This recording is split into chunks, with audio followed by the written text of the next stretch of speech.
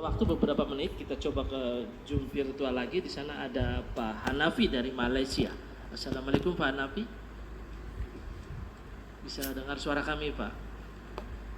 Boleh dengar suara saya? Ya, Ya. masuk suaranya Pak. Silakan Pak. Assalamualaikum Buya dan sahabat-sahabat semua. Salam.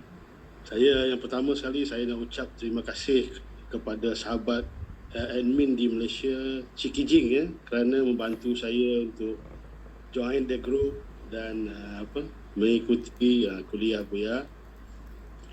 Saya anggap baru dalam kuliah ni. Cuma yang pertama saya tertariklah dengan tajuk gelombang cinta. Sedap nama tajuk ni sebab dulu pernah juga belajar daripada ajaran BBM, Bung Baginda Mokhtar, yang mengkaji tentang gelombang ataupun wave, yang mana gelombang ataupun wave ni pun adalah salah satu daripada rahsia-rahsia kekuasaan Tuhan, kan?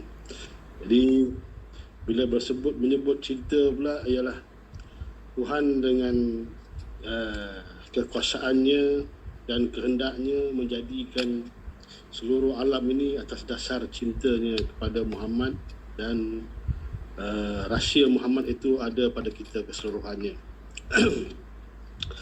Jadi tadi ada macam-macam isu yang ditengahkan. Cuma nak tersentuh sikit pasal ibadah ni. Ibadah ni ialah, ibadah ni luas. Pada pandangan peribadi saya sangat luas maknanya. Cuma apabila ada persoalan tadi tentang ibadah ritual ni, pada saya lah kita sekadar memurnikan sifat kehambaan kita kepada Tuhan. Macam yang Buya sebutkan tadi, wa ma khalaqtul jinna wal insan illa liya'budun.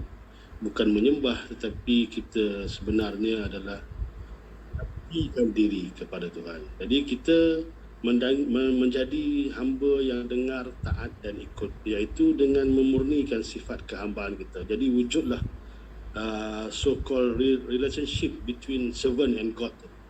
Ya. Lepas tu satu soalan pendek lah Buya malam ni sebelum ditamatkan sesi ni. Tadi Buya ada bercerita tentang syaitan dan iblis lah. Jadi minta komentar Buya lah, sebab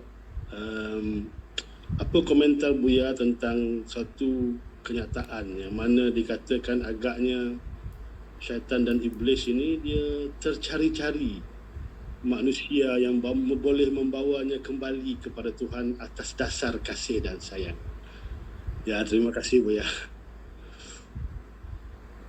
Hanafi dari Malaysia. Pertama berkaitan dengan kehambaan kepada Tuhan, pengabdian. Yang kedua tentang setan. Seperti apa sih komentar Buya berkaitan dengan setan? Ya, saya akan mengatakan begini saja. Untung ada setan. Ya, jadi setan ada manfaatnya nggak? Oh, ada. Ada. Besar apa kecil manfaatnya? Oh, besar sekali. Kalau tidak ada setan, saya tidak bisa membedakan mana orang yang baik, mana orang yang jahat, mana orang yang beriman, mana orang yang tidak beriman. Siapa yang jadi waliullah, siapa yang jadi wali setan, karena ada setan semacam itu. Jadi memang skenario seperti itu. Loh, kita harus diuji hidup ini. Kalau tanpa diuji, kita nggak jelas kesetiaannya sampai kemana.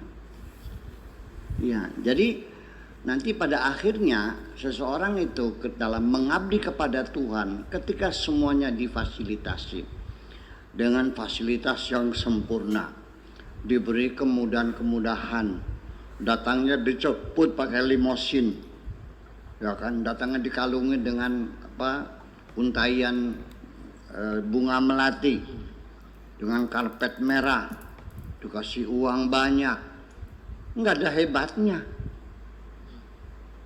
Justru karena ada setan yang menggoda itulah, maka makna hidup sebagai perjuangan dapat kita rasakan. Tanpa ada setan itu, hidup tidak nikmat. Karena kita tidak teruji.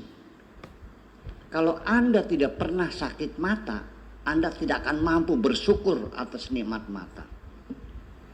Anda tidak akan bersyukur mendapat hidayah dari Allah kalau Anda belum pernah disesatkan oleh setan. Yang penting setan tidak perlu ditakuti. Dan jangan pernah menyalahkan setan. Ya sudah, salahku, bukan salah setan. Lagi-lagi laknatullah ala setan. Lagi-lagi la'anahullah. Nggak usahlah kita melaknati setan, nggak usah menyalahkan setan. Sebab saya konfirmasi setan sendiri, saya konfirmasi setan, kamu marah nggak dipersalahkan oleh semua umat manusia? Dia bilang tidak. Lah, jadi ini gara-gara setan, ini gara-gara godaan setan, aku berbuat jahat. Setan-setannya, kamu marah nggak disalahkan? Enggak. Malah dia lebih senang disalahkan orang. Tahu rahasianya apa? Ketika engkau menyalahkan setan, itu pertanda engkau tidak merasa bersalah. Ketika engkau tidak merasa bersalah, maka sulit bagimu untuk bertobat. Itu yang ditunggu oleh setan. Makanya yang penting dalam hidup ini jangan berusaha bagaimana tidak salah. Yang penting bangunlah sensitivity dalam diri kita. Ketika bersalah segera sadar, segera minta ampun, selesai. Itu saja persoalannya kok. Itu saja kira-kira. Baik. Segera